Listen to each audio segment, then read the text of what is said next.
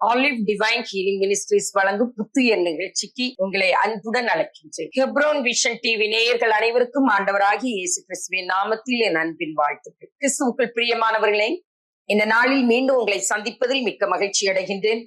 இந்த நாளிலும் நாம் தியானிப்பதற்காக தெரிந்து கொண்டதான வேத பகுதி லூக்கா சுவிசேஷம் 13ஆம் அதிகாரம் 11ஆம் வசனம்.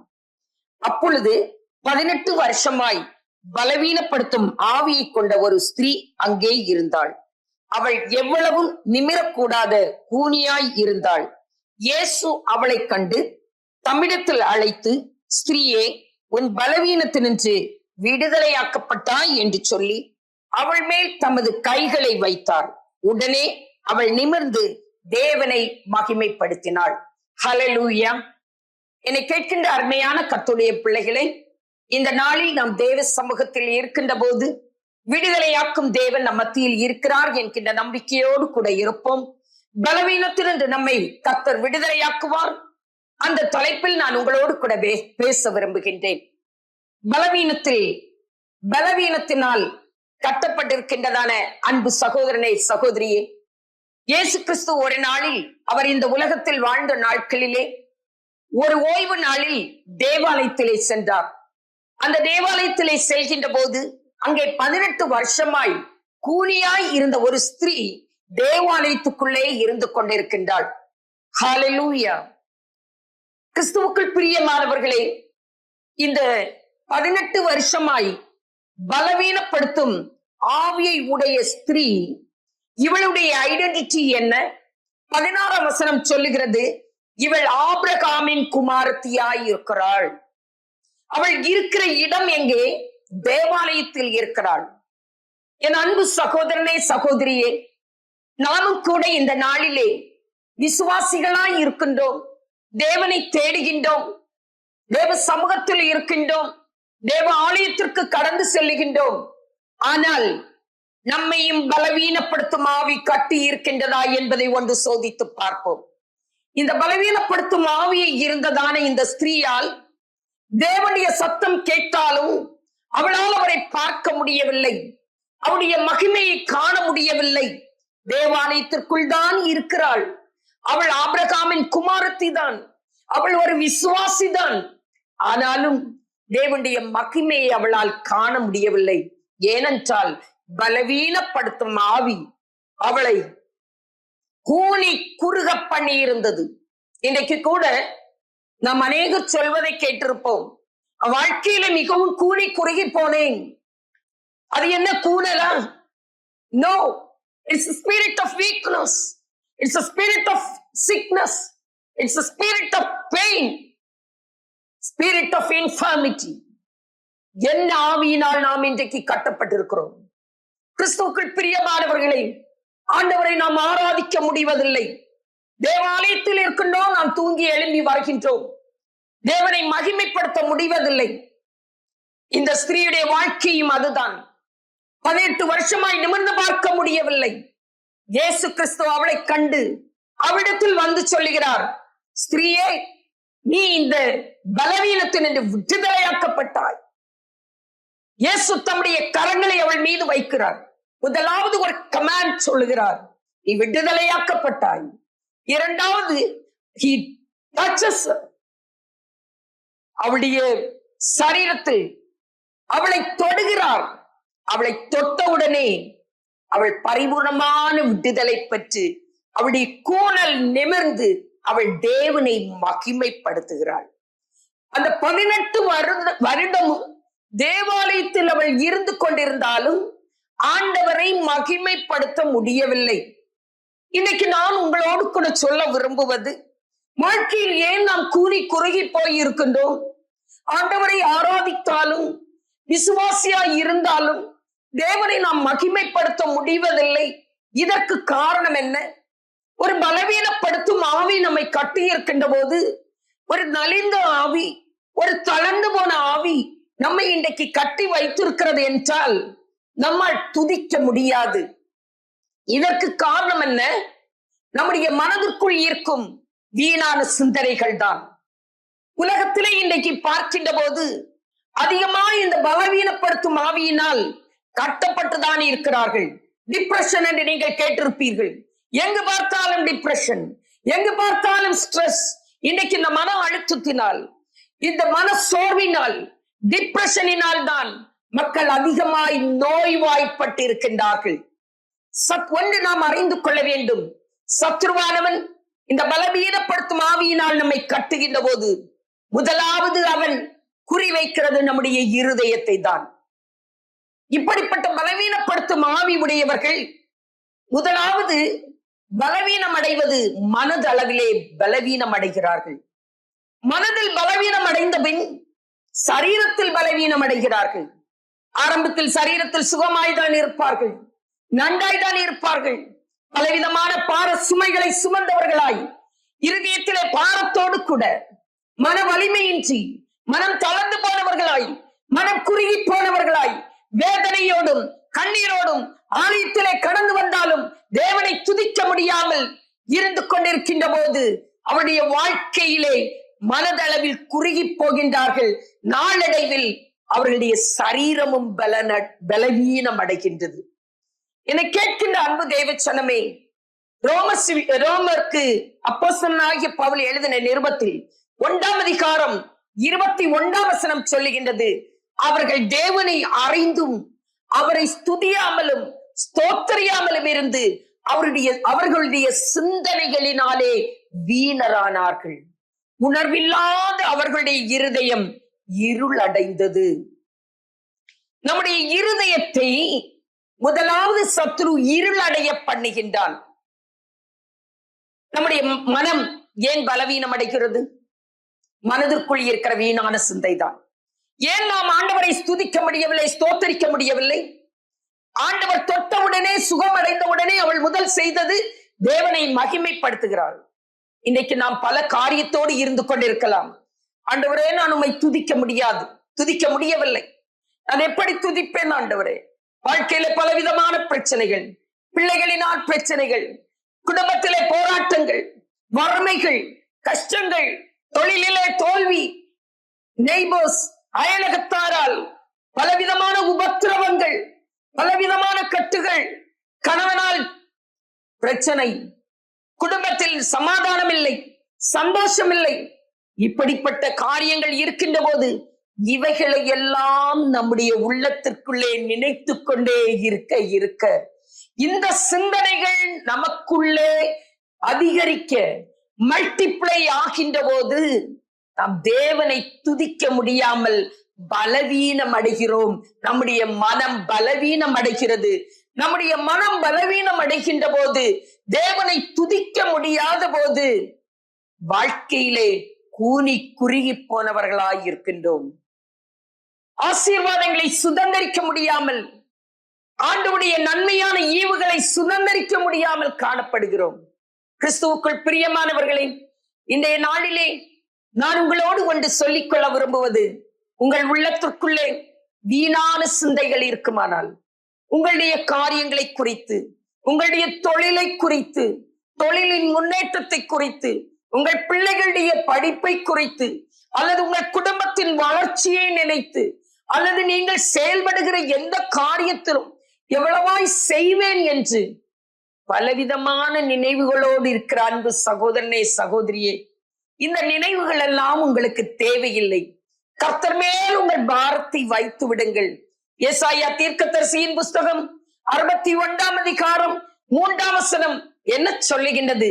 சீயோனிலே துயரப்பட்டவர்களை சீர்படுத்தவும், அவர்களுக்கு சாம்பலுக்கு பதிலாக சிங்காரத்தையும், துயரத்துக்கு பதிலாக ஆறுதலையும், ஒடுக்கத்தின் ஆவிக்கு பதிலாக துதியின் உடையையும் கொடுக்கவும் கர்த்தர் என்னை அபிஷேகம் பண்ணினார் என்று சொல்லி இயேசு கிறிஸ்துவை பற்றிய தீர்க்க தரிசனம் சொல்லப்பட்டிருக்கிறது. இயேசு கிறிஸ்து இந்த உலகத்தில் வந்தது பாவத்தினின்று நம்மை மீட்க மட்டுமல்ல, நம்முடைய துயரத்தில் இருந்து நமக்கு ஆறுதலை கொடுக்கும்படியாய். நாம் ஒடுங்கின ஆவி உடையவர்களாய் இருப்போம் என்றால், that is the spirit of heaviness. மனதிலே பாரம் கொண்டு நம்மால் நடக்க முடிவதில்லை, நம்மால் செயல்பட முடிவதில்லை. நாம் சந்தோஷம் போல் காட்டிக் கொள்ளுகின்றோம். வெளி வேஷம்தான் சந்தோஷம், மகிழ்ச்சி. உள்ளத்திற்குள்ளேயோ பாரம் மிகுந்தவர்களாய் இருக்கின்றோம். உள்ளத்திற்குள்ளே நலிந்தவர்களாய், சோர்வற்றவர்களாய் இருக்கின்றோம். என்னை கேட்கின்ற அருமையான தேவ ஜனமே, இந்த நாட்களிலே அவ்விதமான ஒரு அனுபவத்தில் நீங்கள் இருந்தால், அப்படிப்பட்ட சிந்தனைகளை விட்டு நீங்கள் செய்ய வேண்டியது எல்லா காரியத்தையும் ஸ்தோத்திரத்தோடு கூடிய விண்ணப்பத்தினால் தேவனுக்கு தெரியப்படுத்திவிட்டு மகிழ்ச்சியோடு இருங்கள். சாத்தான் உங்களை கட்டும்படியாய் நினைக்கின்ற போது முதலாவது அவன் கொடுக்கிறது வீணான சிந்தனைகள் தான். இந்த சிந்தனைகள் உன்னிலே பெருக பெருக நீ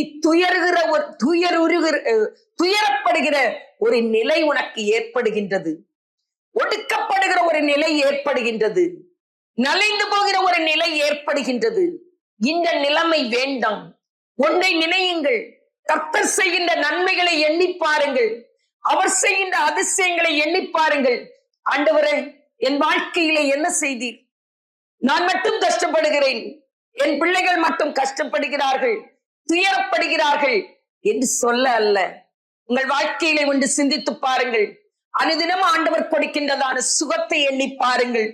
தேவன் ஜீவனை கொடுத்திருக்கின்றாரே, சுகத்தை கொடுத்திருக்கிறாரே, பலனை கொடுத்திருக்கிறாரே. இதை நாம் நஷ்டப்படுத்தி விடக் கூடாது. நாம் அனுதினம் சுவாசிக்கின்றதான பிராண வாயுவை எண்ணி பாருங்கள். இந்த ஆக்சிஜனை கொடுத்தது யார்? நம்முடைய ஆண்டவர் அல்லவோ? கொரோனா நாட்களிலே ஒரு ஆக்சிஜன் சிலிண்டர் வாங்க வேண்டும் என்றால் 8,000 முதல் 20,000 வரை செலவு பண்ணி ஆக்சிஜன் சிலிண்டரை வாங்குகின்றார்கள். மிகவும் கிரிட்டிக்கலான நிலைமையில் இருக்கும் என்றால் 40 லிட்டர் ஆக்சிஜன் ஒரு கிரிட்டிக்கல் பேஷண்ட்டுக்கு தேவைப்படுகிறது. அப்படிப்பட்ட நிலையிலே ஒரு ஆக்சிஜன் கான்சென்ட்ரேட்டர் உற்பத்தி பண்ணுவது, ஆக்சிஜன் எவ்வளவுதான் உற்பத்தி பண்ணுகின்றது? 5-10 லிட்டர் ஆக்சிஜன் தான் உற்பத்தி பண்ணுகின்றது. என்னை கேட்கின்ற அருமையான தேவச்சனமே, ஒரு ஆக்சிஜன் கான்சென்ட்ரேட்டருடைய விலை என்ன? 80,000 1 லட்சம் வரை, 2 லட்சம் வரைக்கும் செல்கின்றது. கிறிஸ்துவுக்குள் பிரியமானவர்களே, நம் எத்தனை ஆயிரங்கள், எத்தனை லட்சங்கள் நம்முடைய தேவனுக்கு கொடுத்து தினமும் சுவாசிக்கின்றோம் என்பதை எண்ணி பாருங்கள். ஆண்டவர் நமக்கு இலவசமாய் பிராணவாயுவை கொடுத்திருக்கிறார், சுவாசிக்கும்படியாய் கிருபை செய்திருக்கிறார். அதை எண்ணி பார்த்து அவருக்கு நன்றி சொல்லி பாருங்கள். நன்றி சொல்லுகின்ற போது சத்ரு நம்மை பலவீனப்படுத்த முடியாது. நம்முடைய வீட்டிலே எப்போதும் ஸ்துதி ஸ்தோத்திரங்கள் ஏறெடுக்கப்படுகிறதா இருக்க வேண்டும். ஏனென்றால் வேதம் சொல்லுகிறது, சங்கீதம் 22:3, இஸ்ரவேலின் துதிகளில் மத்தியில் வாசம் பண்ணுகிற கர்த்தரே பரிசுத்தர் என்று சொல்லப்பட்டிருக்கிறது. அவர் துதிகளுக்குள் வாசம் பண்ணுகிறவர். நீங்கள் கர்த்தர் துதிகளுக்குள் வாசம் பண்ணுகிறவராய் இருக்கின்ற போது நாம் துதிக்காமல் இருந்தால் தேவ மகிமை நம்மை விட்டு நீங்கி போகும். வீணான சிந்தனைகளினால் நாம் பலவீனப்படுத்தப்பட்டு மனதிலே பலவீனமுடையவர்களாய் கட்டப்பட்டவர்களாய் மேலோங்கி வர முடியாதபடி நாளடைவில் சரீரத்திலும் பலவீனம் அடைய நேரிடும். எனவேதான் ஆண்டவர் உங்கள் வாழ்க்கையிலே கடந்து வர வேண்டுமானால், உங்கள் குடும்பத்திலே கடந்து வர வேண்டுமானால், உங்கள் இல்லங்களிலே கடந்து வர வேண்டுமானால் எப்போதும் ஸ்துதிக்கிறவர்களாயிருங்கள். ஆண்டவரே, உமக்கு ஸ்தோத்திரம். ஆண்டவரே, உமக்கு நன்றி தகப்பனே. ஜீவனை கொடுத்தீரே, உமக்கு நன்றி. நன்றாக சுவாசிக்க கிருபை செய்கிறீரே, உமக்கு நன்றி. பிராணவாயுவை எனக்கு கொடுத்தீரே, உமக்கு நன்றி. நாங்கள் எங்கும் ஆக்சிஜன் சிலிண்டர் வாங்க செல்ல வேண்டிய தேவையில்லை. நீர் எங்களுக்கு துணையாயிருக்கிறீரே, உமக்கு நன்றி என்று சொல்லுங்கள். உங்கள் நெஞ்சிலே கை வைத்து நீங்கள் நம்முடைய இருதயம் துடிக்கிறதை நீங்கள் பாருங்கள்.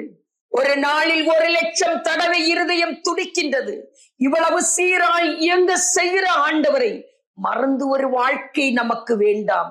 நம்முடைய இருதயத்தை துடிக்க செய்கிற தேவன் இது சரியாக துடிக்காமல் நின்று போய்விட்டதென்றால், ஒரு பிளாக் ஏற்படும் என்றால் ஆன்ஜியோபிளாஸ்டி பண்ணுகிறதற்கு எவ்வளவு ரூபாய் செலவாகின்றது? 1 லட்சத்திலிருந்து 2 லட்சம் வரைக்கும் செலவு செய்கின்றோம். என்னை கேட்கின்ற அருமையான தேவச்சனமே, ஆண்டவர் உனக்கு நன்மை செய்யவில்லையா? எத்தனையோ நன்மைகளை செய்திருக்கிறார் ஆண்டவரே. அவர் செய்கின்ற நன்மைகளை நாம் எண்ணி பார்ப்பதில்லை. வாழ்க்கையில் ஏற்படுகின்ற கஷ்டங்கள், துயரங்கள் என்று சொல்லிக்கொண்டு அந்த எண்ணம் தான் நமக்குள்ளே ஓடுகின்றது. ஆண்டவர் செய்கின்ற நன்மையான காரியங்களை நாம் எண்ணி பார்ப்பதில்லை. ஆண்டவர் என்ன சொல்லுகின்றார் தெரியுமா? ஏசாயா தீர்க்கதரிசியின் புஸ்தகம் 43ஆம் அதிகாரம் 18ஆம் வசனம் சொல்லுகிறது, முந்தினவைகளை குறித்து நினைக்க வேண்டாம், பூர்வமானவைகளை சிந்திக்க வேண்டாம். இதோ நான் புதிய காரியத்தை செய்கிறேன். நான் வனாந்திரத்திலே வழியையும் அவாந்திர வழியிலே ஆறுகளையும் உண்டாக்குவேன் என்பதுதான் நம்முடைய தகப்பனின் வாக்கு தத்தமாயிருக்கிறது. அப்படிப்பட்ட வாக்கு தத்தம் ஜீவனுள்ள தேவன் தந்திருக்கின்ற போது, வாக்கு மாறாதவர் தந்திருக்கின்ற போது, வாழ்க்கையிலே துயரற்றவர்களாய், கூனி குறுகி போனவர்களாய், பலவீனமுடையவர்களாய் நாம் இருக்க வேண்டிய அவசியம் என்ன? சாத்தான் செய்வது அதுதான். நம்முடைய மனதை குருடாக்குகிறான். நம்முடைய மனதை, நம்முடைய இருதயத்தை இருளடைய செய்கிறான்.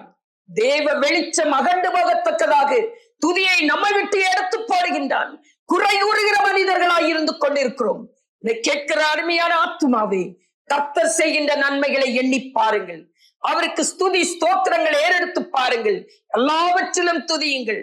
கர்த்தர் செய்கிற நன்மைகளை எண்ணி, ஆண்டவரே உமக்கு நன்றி என்று, என்ன பிரச்சனைகள் இருக்கின்ற போதும் அந்த பிரச்சனைக்குரிய காரியங்களை எண்ணாதபடி, அந்த சிந்தனைகள் உங்களுக்குள்ளே அனுமதி கொடாதபடி நீங்கள் ஆண்டவரை துதித்து பாருங்கள். கர்த்தர் நிச்சயம் உங்கள் வாழ்க்கையிலே அதிசயங்களை செய்வார். சங்கீதத்தின் புஸ்தகம் 77ஆம் சங்கீதம் அதனுடைய 5ஆம் வசனத்திலே பக்தனாகிய தாவீது விதமாய் சொல்லுகிறார், பூர்வ நாட்களை நினைக்கிறேன், ஆதி காலத்து வருஷங்களை சிந்திக்கிறேன் என்று சொல்லுகிறார். 7ஆம் வசனத்திலிருந்து 10ஆம் வசனம் வரை சொல்லுகின்ற போது, ஆண்டவர் நித்திய காலமாய் தள்ளிவிடுவாரோ, இனி ஒருபோதும் தயவு செய்யாதிருப்பாரோ, அவருடைய கிருபை முற்றிலும் அட்டு போயிற்றோ, அவருடைய வாக்கு தத்தமானது தலைமுறை தலைமுறைக்கு ஒளிந்து போயிற்றோ, கோபத்தினாலே தமது உருக்கமான இரக்கங்களை அடைத்துக் கொண்டாரோ என்றேன். அப்பொழுது நான், இது என் பலவீனம், இது பலவீனம். நாம் இவ்விதமாய் சொல்லுவோம் என்றால், ஆண்டவருடைய கிருபை எங்கே? ஆண்டவருடைய வாக்கு தத்தங்கள் எங்கே? அவருடைய கிருபை என்னை விட்டு விலகி போயிற்றோ, அவர் இரக்கம் செய்ய மறந்தாரோ என்று நம்முடைய சூழலின் மத்தியிலே நாம் சொல்லுவோம் என்றால், இது நம்முடைய பலவீனமாயிருக்கிறது. அவர் தன்னை மாற்றிக்கொள்ளுகிறார். அதை தொடர்ந்த வசனத்திலே சொல்லுகிறார், ஆனாலும் நான் உன்னதமானவருடைய வலது கரத்தில் உள்ள வருஷங்களை நினைவு கூறுவேன். நாம் நினைவு கூற வேண்டியதும் சிந்திக்க வேண்டியதும் வீணான காரியங்களை அல்ல, உன்னதமானவரின் வலது கரத்தில் உள்ள வருஷங்களை நினைவு கூறுவேன். அதை தொடர்ந்து சொல்லுகிறார், உம்முடைய அதிசயமான செயல்களை நினைவு கூறுவேன், உம்முடைய செயல்களையே நினைவு கூறுவேன், உம்முடைய செய்கைகளை யோசிப்பேன் என்று சொல்லுகிறார்.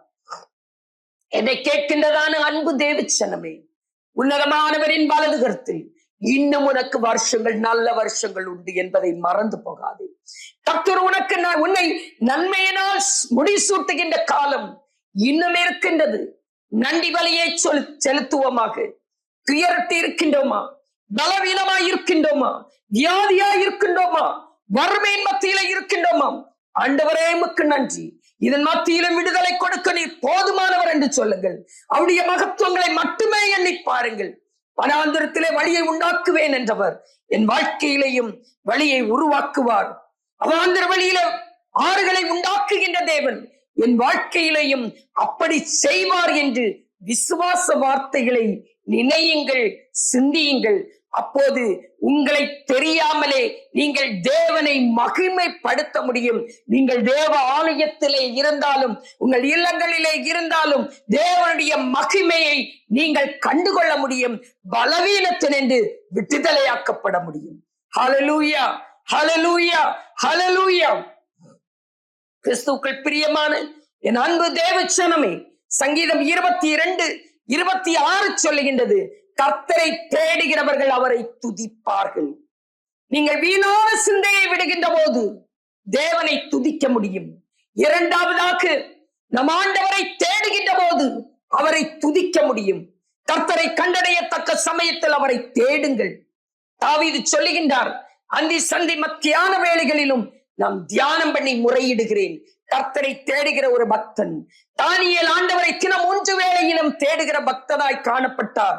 அவிதமாய் நாம் தேடுகின்ற போது, ஆண்டவருடைய சமூகத்திலே செல்கின்ற போது, ஜெபிக்கின்ற போது, முதலாவது உங்கள் குறைகளை சொல்ல அல்ல, ஆண்டவரே, எனக்கு இது கிடைக்கவில்லை, அல்லது சுகவீனமாய் இருக்கிறேன், பலவீனமாய் இருக்கிறேன், பண கஷ்டத்தில் இருக்கிறேன், இப்படி பல காரியங்களை சொல்லி ஒப்பாரி வைப்பது அல்ல.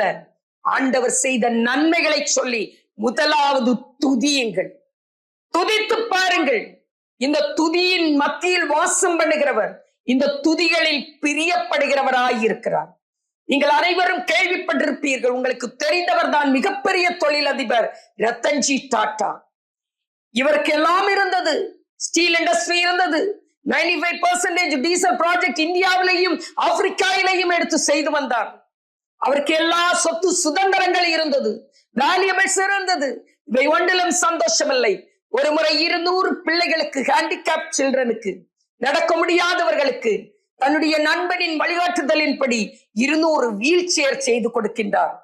அந்த வீல் சேர் செய்து கொடுக்கின்ற நாளில் இவரும் கடந்து செல்கின்ற போது பிள்ளைகளின் புன்னகையை பார்க்கின்ற போது சந்தோஷப்படுகிறார். கடைசியில் அவர் ரிட்டர்ன் வீட்டுக்கு வருகின்ற போது ஒரு பிள்ளை அவருடைய காலை இறுக பற்றி கொள்ளுகின்றது. ஏன், உனக்கு என்ன வேண்டும்? What do you want, my kid? அப்படின்னு கேட்கின்ற போது அந்த பிள்ளை சொல்லுகிறது, I want to remember your face. உங்களுடைய முகத்தை எனக்கு ஞாபகத்தில் வைத்திருக்க வேண்டும்.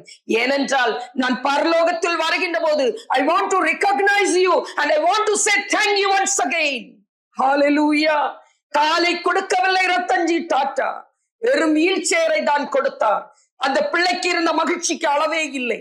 உம்முடைய முகத்தை நான் சரியாக பார்க்க வேண்டும், பரலோகத்தில் வருகின்ற போது நான் உம்மை ரெக்கக்னைஸ் பண்ணி சரியாக புரிந்து கொண்டு உமக்கு இன்னும் நன்றி செலுத்த வேண்டும் என்று சொல்லி அந்த பிள்ளை சொன்ன போது அவருடைய மனதில் ஏற்பட்ட மகிழ்ச்சிக்கு அளவே கிடையாது. தன்னுடைய வாழ்க்கையில பெரிய மாற்றத்தை அவர் கண்டார்.